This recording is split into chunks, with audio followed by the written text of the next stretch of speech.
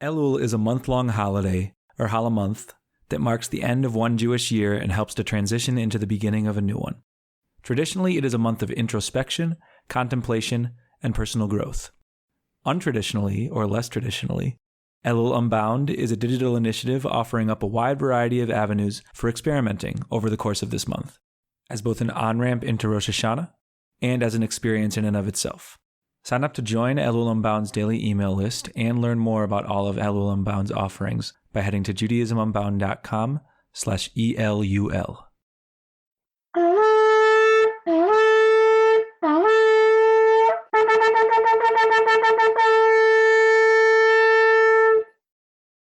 This is a special bonus edition of Judaism Unbound, Autumn.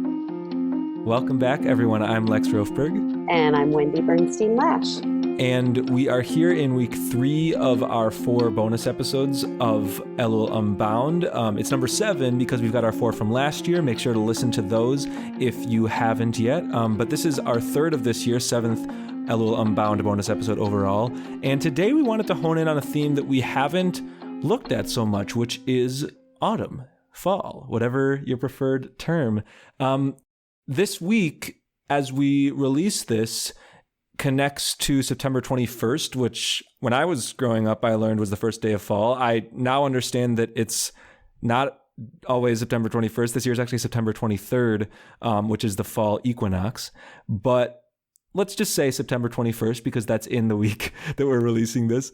But autumn is an interesting month for all sorts of reasons, and it is where Elul falls. And so I wanted to throw it over to Wendy. What can we take from the moment of the year, the season of the year that we find Elul situated in? Well, happy autumn, everybody. I grew up in the Midwest, and it was always my favorite season. I'm in California now, and so autumn doesn't quite feel as different as it used to, but that sense of feeling the crispness in the air and the leaves changing color, and you knew you were entering into something, but you weren't there yet. So autumn as a transitional time between the fullness of summer and the colder darkness of winter. And Judaism's seasonal cycle, our calendar, is based on an agricultural calendar. So we fit in with those seasons, and different times of different seasons have different energy and a different focus. For instance, Pesach is around liberation, and right before Pesach, we have Tu B'Shvat, the budding and the moving the sap back up the trees and into our life and coming out of winter. And Elul and autumn can be, if we seize the moment, this time of introspection and self-evaluation and looking internal so that we can take out the best of ourselves into the external. I want to throw out maybe a weird, maybe a good, maybe a strange, maybe a something analogy or thought. I want to do what we do on Judaism Unbound a lot, which is take symbols from one Jewish holiday and throw them into an entire other part of the year, because it's fun and occasionally yields good meaning. I want to look at the Passover Seder, which has 4 children associated with it. There's the wise child, the wicked child, the simple child, the child who doesn't know how to ask. And I've been thinking about how maybe, once again, it's strange, it's good, maybe it's not. Maybe those could map to the 4 seasons of the year.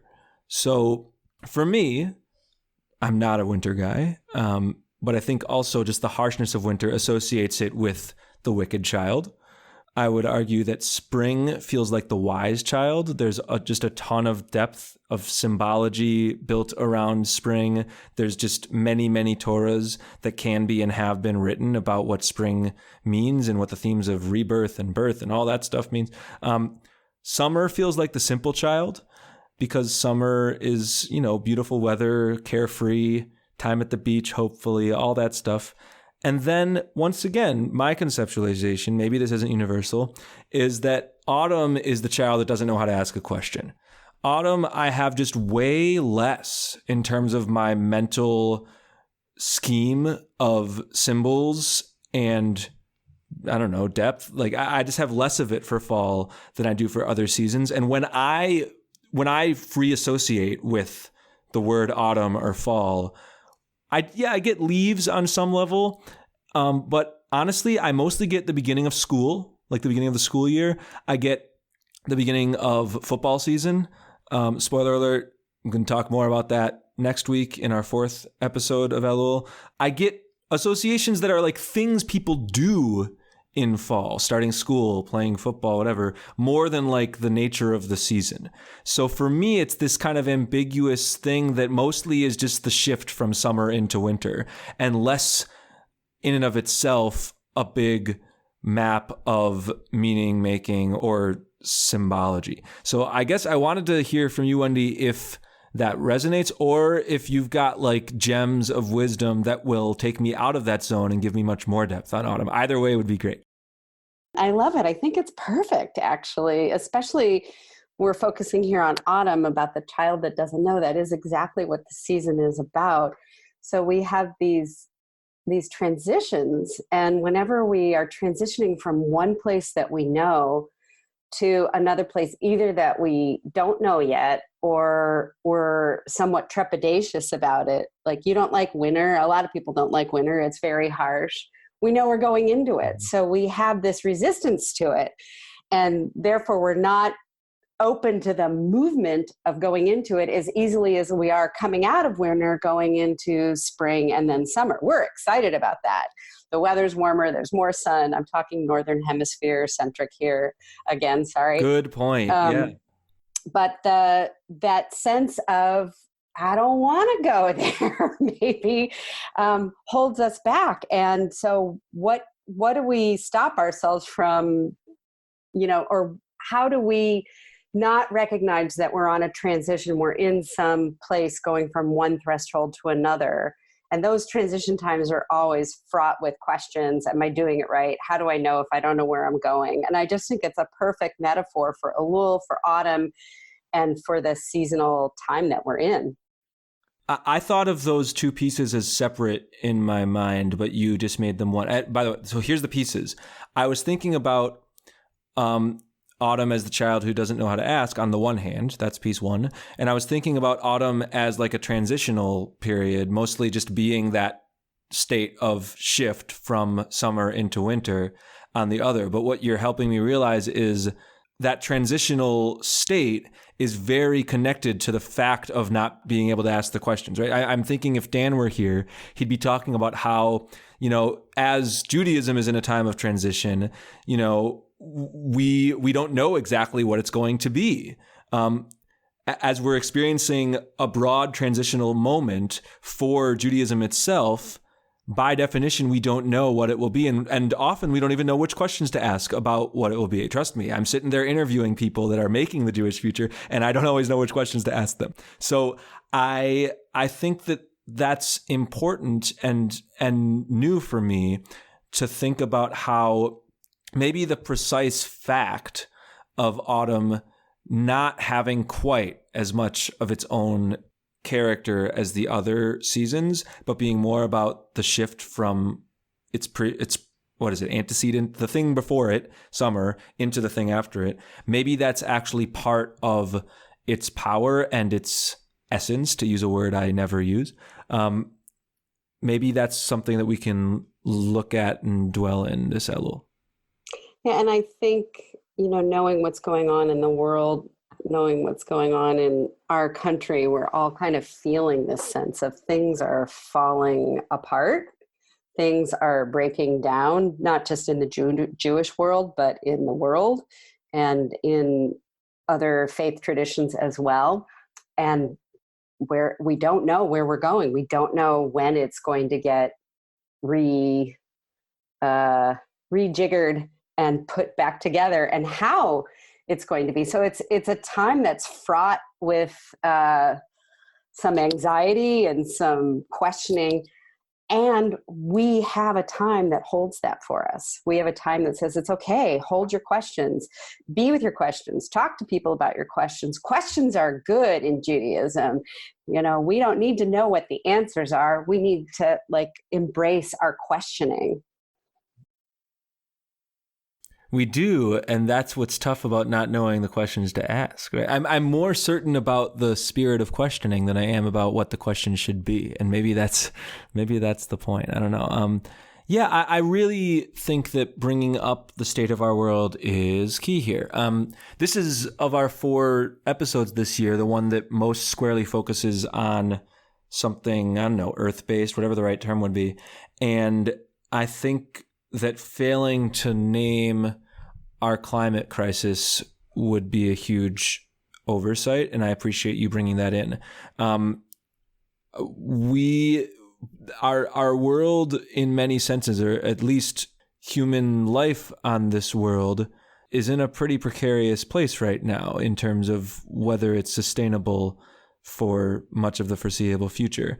And so I think it's worth shouting out to some of the movements that are organizing to try and change that reality, including the Sunrise Movement, which is, being led by people substantially younger than me, people in high school, people currently in college, that understand that, especially for their generation, which I guess I'm sort of still part of, depending on where you draw the generational lines, our generation, their generation, our world, this is not a hypothetical question. We are entering a period of time where life on this earth may not be sustainable for much longer. So thank you for taking us in that direction.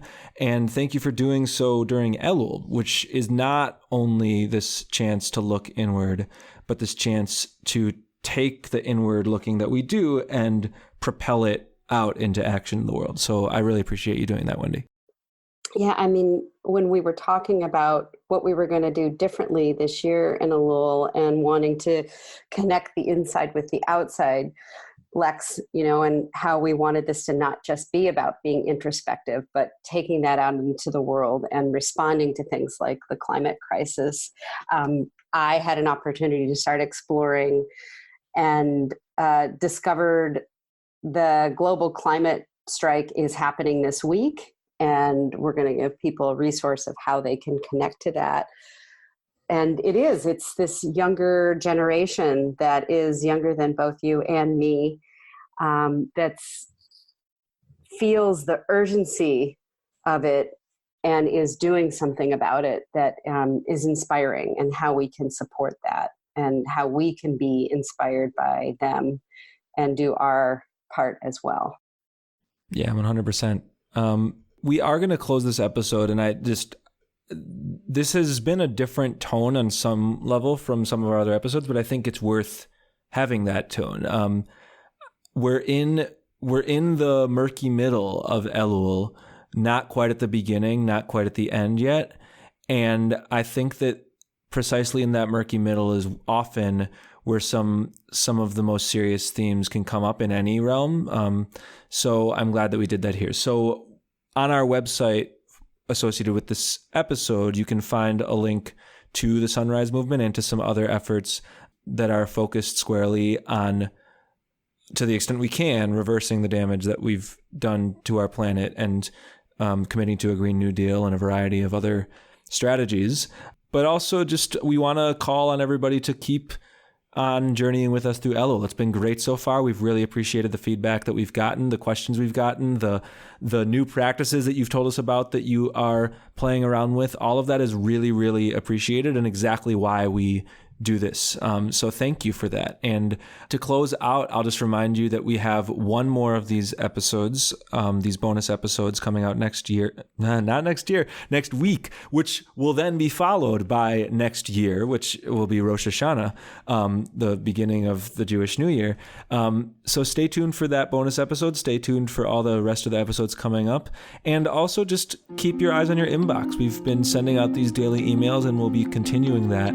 And we've really enjoyed the Zoom gatherings that we've had so far with everyone, and encourage you to check out these gatherings via video chat if you haven't yet. So stay tuned for info, and please be in touch with us. Lex@JudaismUnbound.com or Elul at JudaismUnbound.com. With that, this has been Judaism Unbound.